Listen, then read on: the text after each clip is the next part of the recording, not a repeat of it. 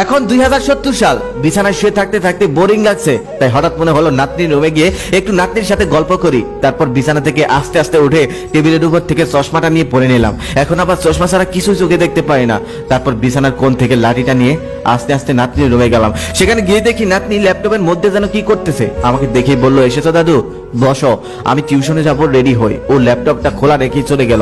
আমি ল্যাপটপের সামনে গিয়ে বসলাম। বসেই দেখি ল্যাপটপের মধ্যে ফেসবুক নামক একটা অ্যাপ, যে অ্যাপটা আমাদের সময়ের মতো না। আমি মনে মনে ভাবলাম হয়তো অ্যাপটা আপডেট হয়ে গেছে, আর আফসোস করে বলতে লাগলাম, হায় রে, কত যুগ কেটে গেল, ফেসবুকে ঢোকা হয় না। অথচ একটা সময় এই ছেলেটা, না এই বুড়োটা, একটা সময় ফেসবুকের মধ্যে সারাটা দিন কাটাতাম, পোস্ট, চ্যাটিং, বন্ধু বান্ধব নিয়ে। তারপর মনে মনে ভাবলাম দেখি তো একটু ফেসবুকে ঢুকতে পারি কিনা। অনেক কষ্ট করে পাসওয়ার্ডটা মনে করলাম। তারপর ফেসবুকের ভিতরে ঢুকলাম। ঢুকেই দেখি 8000-এর উপর মেসেজ। চ্যাট লিস্টে অ্যাক্টিভ আছে মাত্র 12 জন, অথচ আমার ফ্রেন্ড লিস্টে 4000-এর উপর ফ্রেন্ড ছিল।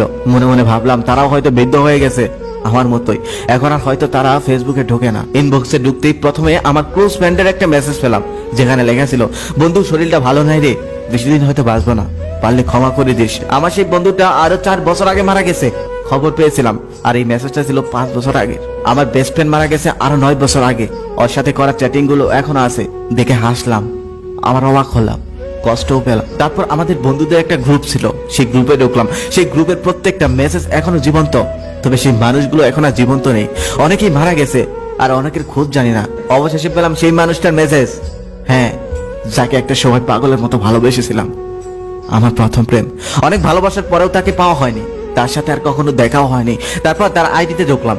ঢুকে দেখলাম লাস্ট 16 বছর আগে একটা পোস্ট করা হয়েছিল, যেখানে সে আর তার নাতনি, তবে চুলগুলো সাদা, সাদা শাড়ি পরা। তার একটু নিচে যেতেই দেখলাম তার ফ্যামিলির সাথে একটা ছবি আপলোড দেওয়া। সেখানে সে, তার স্বামী, সন্তান, নাতি নাতনি সবাই।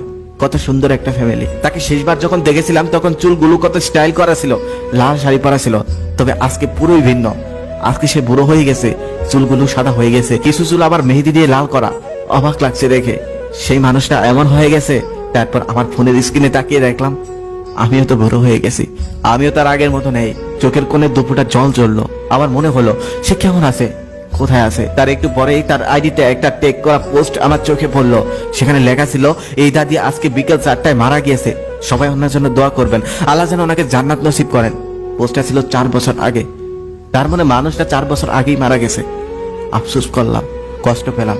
হায় রে, যে মানুষটার সাথে একসাথে বাঁচার কথা ছিল, এত ভালোবাসা ছিল, এত স্বপ্ন ছিল, তবে কিছুই পূরণ হলো না। তারপর একে একে প্রিয় বন্ধুগুলোর আইডিতে ঢুকছিলাম। তাদের প্রত্যেকটা আইডি এখনো প্রাণবন্ত, SMS গুলো এখনো আছে, তবে তারা আর প্রাণবন্ত নেই।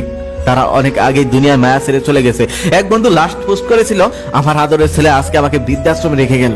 তারপর সে আর কোনো পোস্ট করেনি, বেঁচে আছে কিনা তাও জানি না। তারপর আমাদের কবি বন্ধুটার আইডিতে ঢুকলাম। সে লাস্ট 10 বছর আগে একটা পোস্ট করেছিল, লিখেছিল, বন্ধুরা সব কোথায়, অনেক মিস করি, তোদেরকে খুব দেখতে ইচ্ছে করে। তারপর ঢুকলাম সেই বন্ধুটার আইডিতে, যে বন্ধুটা মজার মজার জোক লিখে সবাইকে মাতিয়ে রাখতেন। তার পোস্টগুলো পরে আমি হাসলাম, আবার কাঁদলাম, কষ্ট পেলাম, দুঃখ পেলাম। ঠিক সেই সময় নাতনি এসে বলতেছে, দাদু ল্যাপটপটা দাও, আমি টিউশনে যাব। আমি তখন বললাম, টিউশনে যাবি, ল্যাপটপ নিয়ে যেতে হবে। তখন সে বলতেছে, তুমি জানো না আমরা ভার্চুয়াল ক্লাস করি, আমাদের ল্যাপটপই তো সব, ল্যাপটপ ছাড়া আমি পড়বো কিভাবে। তখন আমি বললাম, ও তোরা তো আবার ল্যাপটপ নিয়ে যাস, আমাদের সময় আমরা বই খাতা নিয়ে যেতাম। তখন সে হাসতে হাসতে বললো, লেখাপড়া করতে আবার বই খাতা লাগে নাকি, ওসব তো আমি জাদু করে দেখেছি, আর শুনেছি তোমাদের সময় নাকি বই খাতা কলম দিয়ে তোমরা লেখাপড়া করতে। তখন আমিও বললাম, আমরাও পড়েছিলাম, তোদের সময় তোরা ভার্চুয়াল ক্লাস করবি, খাতা কলমের আর দরকার হবে না। তখন সে হাসতে হাসতে বললো, আচ্ছা ঠিক আছে, টিউশন থেকে ফিরে আমি তোমাদের আদিকালের গল্প শুনবো।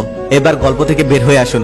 আজকে আমরা যারা আধুনিক 2070 সালে, তারাই কিন্তু আদিকালের মানুষ হয়ে যাব। তবে যখনই মারা যায়, মহান আল্লাহ তাআলা যেন আমাদের বৃদ্ধ হওয়ার আগেই দুনিয়া থেকে নিয়ে যায়, আমরা যেন ইমানের সাথে মৃত্যুবরণ করতে পারি। আর যদি বেঁচে থাকি, তাহলে এই ভিডিওটা আবারও কোনো একদিন দেখবো। তখন হয়তো সময়ের সাথে এই ভিডিওটা সুন্দর ম্যাচিং করবে।